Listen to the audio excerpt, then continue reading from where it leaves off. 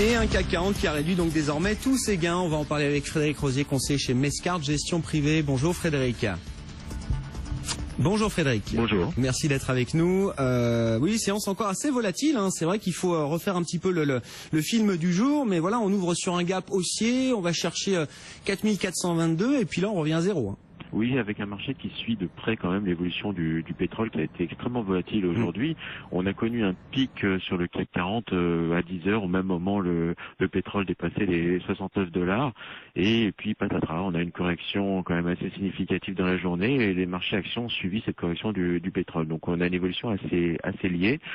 Assez liée tout simplement parce qu'on le voit, un Total tient l'indice à bout de bras aujourd'hui avec une hausse de 3,38 qui par son poids, permet à l'indice parisien de se maintenir à l'équilibre.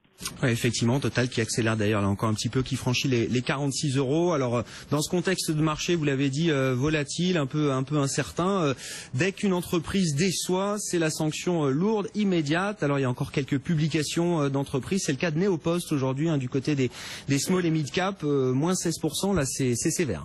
C'est très très sévère, mais d'un autre côté, la société aujourd'hui fait une révision à la baisse de ses guidance pour 2014, inquiétude sur le chiffre d'affaires, inquiétude sur les marges opérationnelles. On voit que la France aujourd'hui est à la traîne. C'est clairement cette partie-là de l'activité qui pèse sur le T3. Alors on le sait, Neopost a cependant une exposition dollar assez significative. Malgré tout, le titre aujourd'hui souffre de cette mauvaise publication. Bon, on est au poste, effectivement, moins 16%, une des pires chutes du jour, évidemment, à Paris. Merci Frédéric, on vous retrouve dans une demi-heure. On va continuer de suivre ensemble cette fin de séance jusqu'au fixing, jusqu'à la clôture. Frédéric Rosier, conseiller chez Mescart Gestion Privée, séance encore très volatile, donc avec un CAC 40 qui ne fait plus rien. Le DAX qui est et on retrouve Frédéric Rosier, conseiller chez Mescart Gestion Privée. Frédéric, effectivement, une séance un peu mouvementée finalement. On pensait qu'on allait s'affranchir un peu des 4400 points. Non, on est ramené à la réalité là en fin de séance et on voit même un DAX qui a un peu du mal.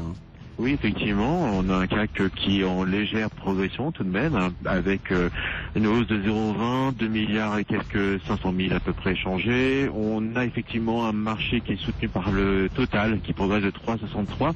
Côté baisse, tout le secteur automobile, notamment avec des mauvaises immatriculations en Allemagne. Donc on a Renault qui baisse de 2,45, Valeo 1,70 et Peugeot PSC de plus de 2%.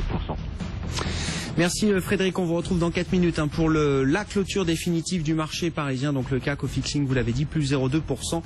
L'euro dollar, on est passé sous 1,24, 1,2390, on rappelle que une séance où on fait un peu de yo-yo, assez peu de volume. Heureusement qu'on avait Total qui s'est bien comporté aujourd'hui. Effectivement, Total tient un petit peu à bout de bras l'indice. C'est pour ça qu'aujourd'hui le CAC ne baisse pas dans le siège du DAX. On a eu une journée assez particulière. On a eu un plus haut vers 10h, 10h30 au moment où le pétrole dépassait les $69.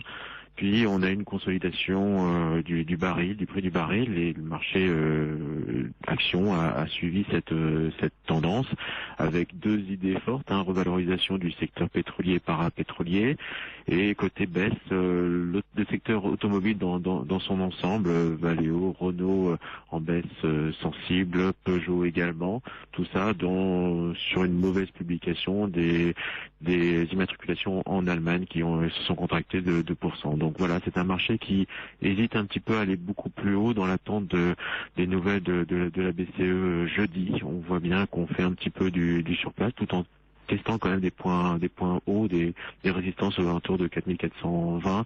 Mais clairement, le marché n'a pas envie de prendre de paris trop fort avant jeudi. Avec des sanctions sévères. Quand on rate les objectifs, quand on ne tient pas ses promesses, c'est le cas de Neopost aujourd'hui. On l'a déjà vu sur d'autres exemples de warning. Là, celui aujourd'hui, c'est celui de Neopost. La sanction est lourde, moins 15, moins 16% ce soir pour le titre.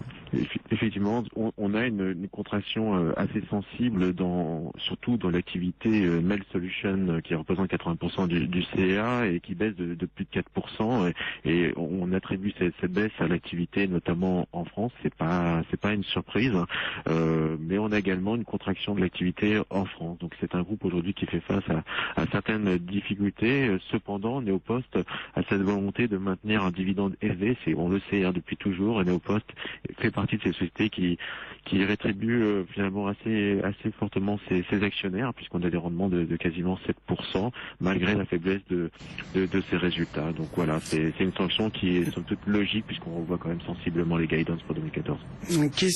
Qu'est-ce que vous attendez du marché là dans les prochaines semaines, les prochains mois, Alain? Je vous demande pas si ça va monter ou si ça va baisser, mais est-ce